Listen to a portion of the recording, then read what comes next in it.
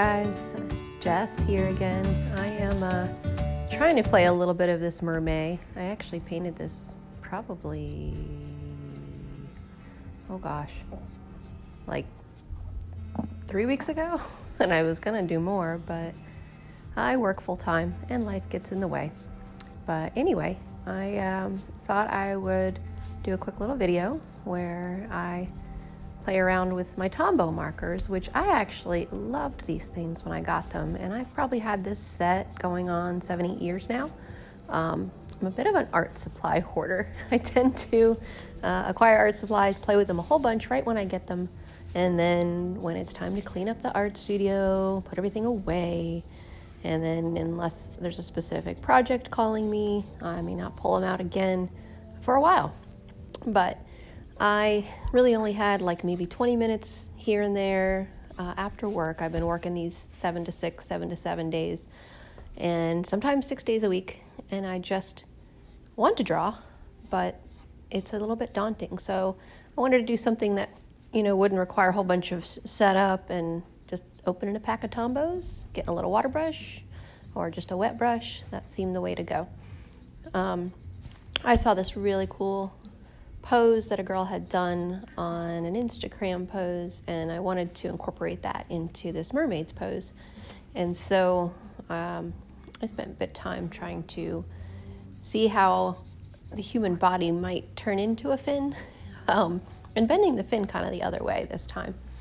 But I did draw it out, and this one I'm trying to do a little bit more real time so that you can actually see the process and how the lines all get created and everything.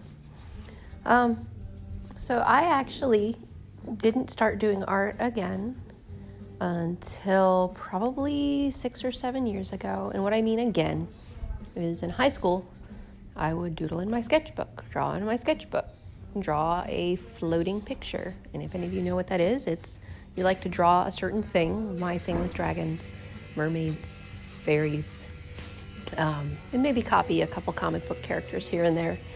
Anatomy was not my strong suit, so I would tend to try to find somebody in a cool pose and turn it into my own, or at least attempt to learn some anatomy from doing multiple poses, but I never really did get down to the nitty-gritty anatomy books like I probably should have, until recently. I tried to go to art school. I only got to go for about 8 months. I was paying my own way, and tuition just got to be too much, and I was working full-time already by the time I was 18. So I had to make a decision and ended up getting an apartment when I was 18 with a roommate. So art supplies were not something extra, but my graphite pencil and my sketchbooks was pretty much how I kept busy or how I kept my art going. But I was what I called a drawer. I draw. I might shade with my pencil, but I really didn't use color. I was kind of afraid of it. Really hadn't done any wet media, hadn't done any, acrylic, never been taught oils. That never really came up in my art school in high school. When I went to art school out of high school, I started going first to a vocational type school, which had a 2-year commercial art degree. And by the way, commercial art is what it was called back when you were going to school in the mid-90s. Now they call it graphic design, among other things. The 3D stuff was only just entering the marketplace, so 3D Studio Max was something that I played around in a lot because I eventually aspired to create video game stuff. I was a bit of a gamer back then, but I had gone to the vocational school for commercial art and did a lot of stuff where we would, mount stuff for presentation to clientele type stuff. So we would be given, here's the format you need to produce on, and you're going to make a soap bar, and everything you learned this week was about what draws what clientele. So females tend to like pink and floral, and males tend to like, structured and green and blue, tends to gear certain people. So you were supposed to make a presentation with what your visual would look like, of course. So they had the little soap packaging all unfolded in that cool origami design, and you would design the box and mount it, and then you would present a report that basically showed your decisions. The soap was called Clean with a K, K-L-E-A-N. And I am not a creative. I know that sounds weird. I am an artist, but I'm very easy to get inspired by something. So that's why I got really big into photography, because I would see something and want to paint it, but I need to replicate it, or I needed to sit down and work with it and think it through and all that fun stuff. So what I did was I went ahead and got into photography, which is a whole other discussion. But getting into photography allowed me to get a lot of my own material, and then I would scroll through it and find something that inspired me to paint. But back then, you wanted me to do a soapbox, and while I could design it very articulately and pretty, I did a very geometric flower. It kind of looked like it had been cut out of pieces of paper, none of the pieces touching kind of thing, and it was something I was pretty proud of at the time. But I liked the geometric shapes, and I did it on, I think, a pink and a lavender based color. And obviously I was targeting women at the time, even though back then my favorite colors would have been like blue and green. So let's see. The other thing too, oops, sorry, had a little bit of an audio snag there. I'll just keep things kind of organic. I'm also not great at editing videos and stuff, so sorry about the weird little change in pitch and everything.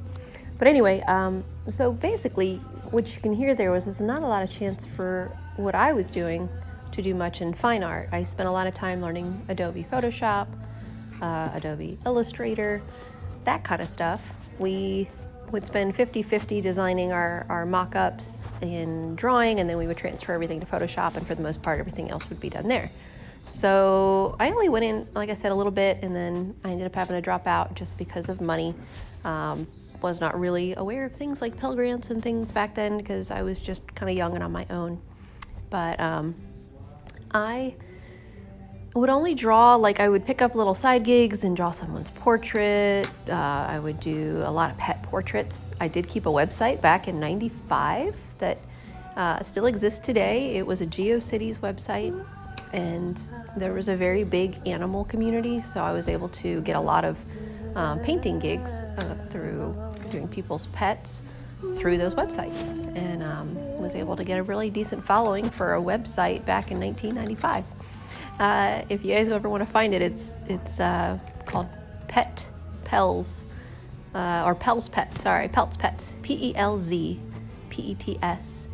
and it's still searchable. Somebody had taken it upon themselves to take all the GeoCities community and archive it, and I guess one of my sites was one of the ones that was kept, but it just shows my subscribers and all. Well, I guess they weren't called subscribers, your guests. My guest book was full of people who'd signed it. Again, this is mid-90s computer stuff, but my website's still out there from then. So I didn't get a lot of chance to do fine art, to do artwork, art pieces, things I would frame, things I would, that inspired me to paint. I love to draw dragons, but they would usually be a dragon kind of floating. I wouldn't draw anything behind it. I was terrified of backgrounds. And fast forward to maybe the year 2000 and what year are we in? 2015 maybe? And I find an online art forum. And what really got me moving again was this little thing where every Friday somebody would upload 15 totally random photos. They could be anything: birds, a tree house, a person standing looking for a piece of fruit at a fruit stand. Just anything, a horse, a landscape, trees. And it was just basically called the weekly invitation to draw it. You draw it, you post it, and then people comment on it. And you get those little people who just reply and make you feel good about your art, and you get practice that way. And got me out of my comfort zone. Of course, I would always look for the one that was easy, like a bird on a branch, something I didn't have to finish it off. Certainly wouldn't do color, would do mostly pencil sketches.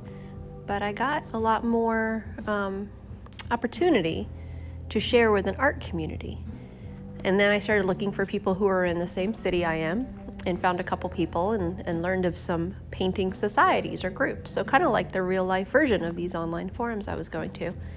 And this is where my artist journey, as I call my webpage, this is where I really started to learn a little bit more about fine art. I got absorbed into the community.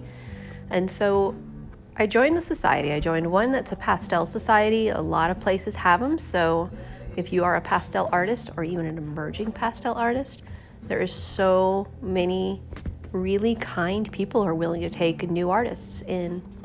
And usually it's like an annual fee of like $35 a year.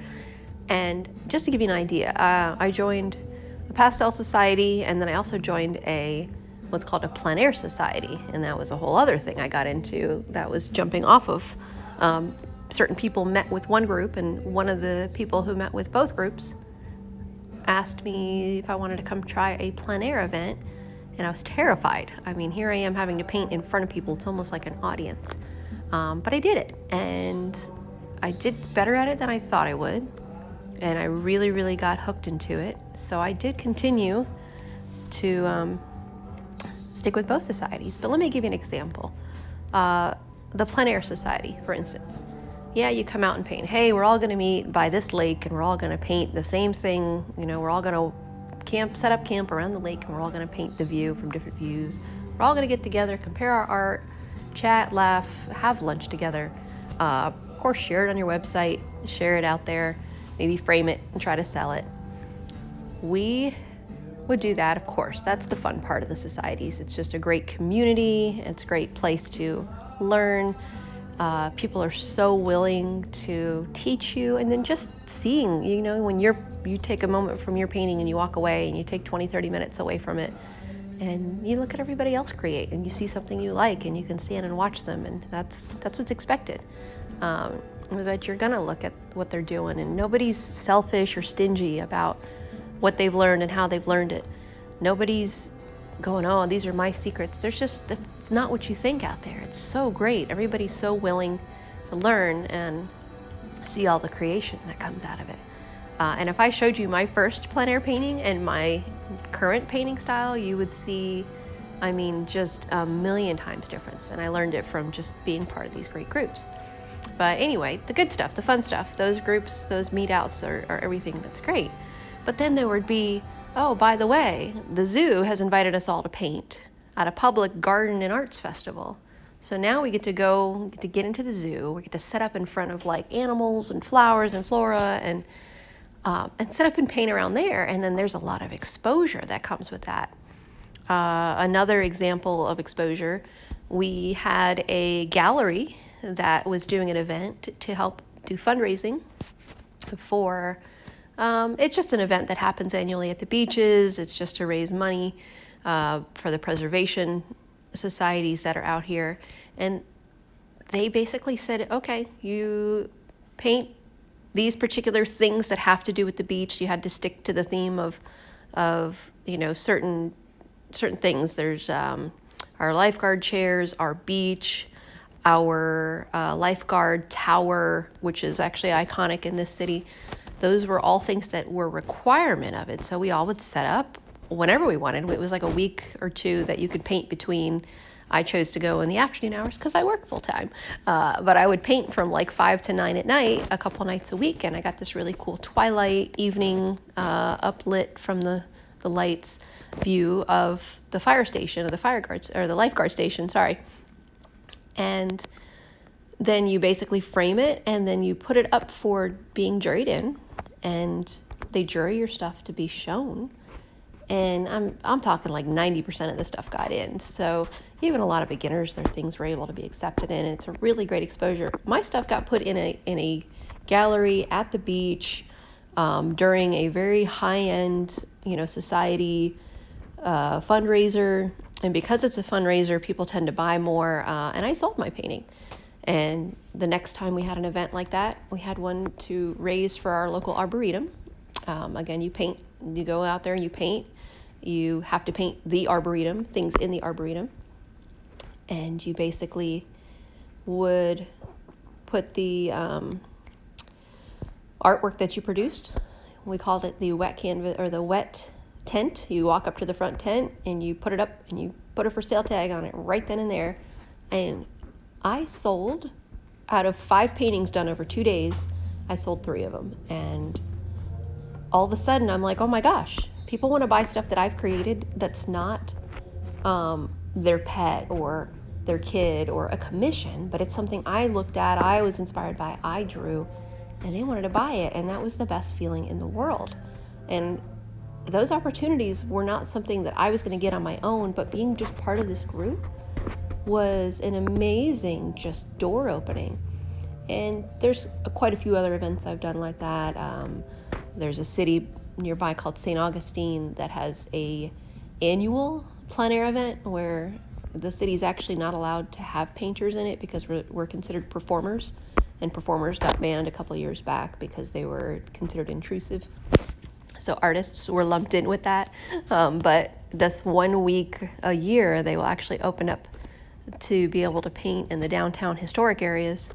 And being able to do that allows, again, for your artwork to be shown in a gallery that, normally is reserved for national names or people who come in that are just like, well known. And I'm not. I'm I would call myself emerging.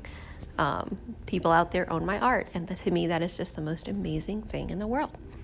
I have been more inspired to continue painting. Of course, once you start painting and people buy your stuff, and now you have a little gallery and a portfolio, and now I guess I can make a website, and now it all makes a little bit more inspiration to continue to create. And it's a long journey. I've only been doing the stuff that actually gets seen by other people for maybe 3 years. Still learning a lot. And because I went from just this nobody to somebody who sold art to collectors in 3 years, and I'm certainly by no means any big name, I thought I would share some of those tidbits with you because I thought, wow, nobody told me this. Nobody said this was like a little gateway. And when I'm out there with these guys painting, I'm out there with big names. These are people who have national shows, who are selling their art for thousands and thousands of dollars, who are well known, who are touring the country and providing instruction and workshops for other people. These are well-known people. They have their own sets of art supplies. Like you can buy the blah, blah, blah, set of pastel colors and the blah, blah, blah set of brushes. And this is amazing. I'm rubbing elbows with them, but I'm also just part of that community, and you start to see them kind of over and over again. Like you go to this person's show and, oh, look, here's all these people I know. And you go to this other opening and, hey, look, here's these people again. And you start to recognize them and see them. And there's exceptions, but for the most part, they just take you under their wing. At least in my experience, at least in our city. And I'm excited to say that has been a huge reason that I continue to pursue art, and have really only gotten so serious about it, and hope to continue to be able to create art and hopefully create stuff people sells, because I love painting, but I sure do collect a lot of my own art. Anyway, so I'm going to speed things up here. The Tombow markers I am using, I am putting all these little dots in, so I figured I'd get it going a little bit faster. I don't know how people talk for 20 minutes, but I thought since that was a really helpful part of my journey that you guys might enjoy learning that. I would say go to Google, put in your city and put in Pastel Society, or put in, look, if you live in Poughkeepsie, say Poughkeepsie Watercolor Society, and then see what's out there. There's typically going to be some sort of lead as to where you can find people who are like-minded. And again, societies are not exclusive. They're a membership. You usually can go visit one of the meetings. A lot of them I know, they meet once a month. They will typically meet on like a weeknight. I know for a fact the Watercolor Society meets Tuesdays once a month, I think like the second Monday of the month. My Pastel Society meets the first Saturday of every month, and the Plein Air Society meets the third Tuesday of every month. And it's just a 1-month thing, and what they'll basically do, it's discuss all the opportunities for painting, all the upcoming opportunities. They will let you bring your art in. You can get free critiques, which are really helpful if you have an open mind of listening to artists that are way, way more advanced than you, letting you know what's aesthetically pleasing, what's not, what part of the composition. I brought a painting in and had somebody praise my drawing ability and my ability to recreate, but then they just showed me, they just showed me like a little fake crop and said, what about if you only showed this? And I could just see it looked a million times better. So there's so much opportunity, but typically they meet, you pay like $35 a year, like I said before, at least for ours, and you'll basically just, with that, you show up, they say, hey, you know what, next month we're going to try to paint out at the zoo, or next month we're going to go all meet together and we're going to paint for fun, or we're going to have a show at this Alliance Gallery,